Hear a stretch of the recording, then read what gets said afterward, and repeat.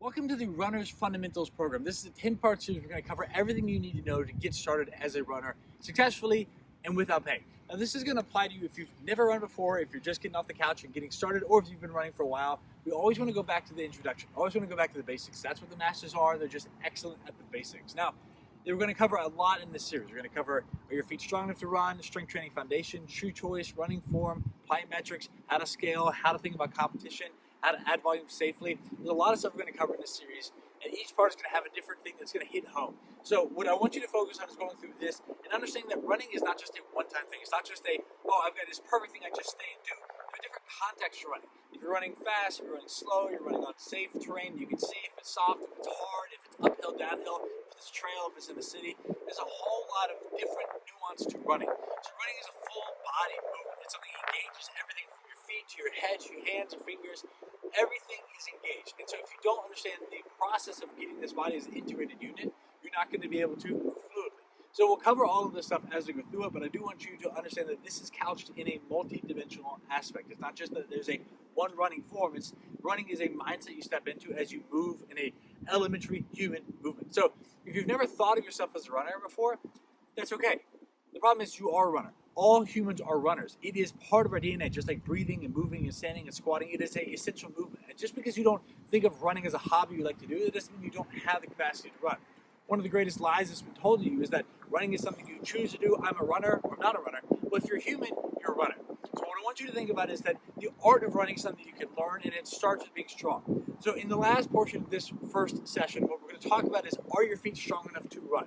Now, your feet are what interface with the ground. They are the thing that does your sport, your movement. So yes, your hands are there, your shoulders and hips and all that stuff needs to be engaged. But if you neglect your feet, and you do not pay attention to the fact that your feet have to be able to support your body as you move over thousands of steps, you're going to be in trouble. Now, the problem is you've been told by running shoe companies that, oh, you just need the right pair of shoes. And we'll come back to that in part two. But the reality is the shoe should be made for your foot, not the other way around. Now, if you don't think about your feet when you buy a pair of shoes, you're going to get something that sacrifices the movement of your toes, and that matters. So before you even think about what pairs of shoes you should buy, think, are my feet healthy enough to move? So what I want to think is, do I have movement capacity? Can I move the toes? Can I wiggle them? Can I tap them? Can I engage them? Can I get my toes to move just like my fingers? If I couldn't move my fingers, I would be worried. So the same thing, if I can't move the toes, I'm worried. And the same thing that matters is that if you look at your forearm, if I can't move my fingers, if I move my fingers, I see all the muscles on my forearm moving. Now, if I can't move these, I can't engage those same muscles. Same thing happens with the toes. A lot of people struggle from tight calves, tight tibialis, tight shin muscles, and shin splints. Well, it's because they can't move the toes. So the ability to move your toes is not paramount for running per se, but it's about having healthy tissue. So can you move your toes? Then can your toes and ankles support weight? Can I walk on my toes? Can I move? Can I hold different positions? Can I balance? Can I lift up my toes? Can I get in different positions? So I have mobility to make smooth circles with my ankles and my toes. It's a simple thing. Can I move the toes and feet? Can I move and support weight? Then finally, can I support plyometric loading? And that's as simple as bouncing on your feet, hitting the ground, popping off the ground, being light, being bouncy, because this springy, elastic component is essential for running. We'll talk about it in the plyometric session, but it is not something reserved for a 20-year-old.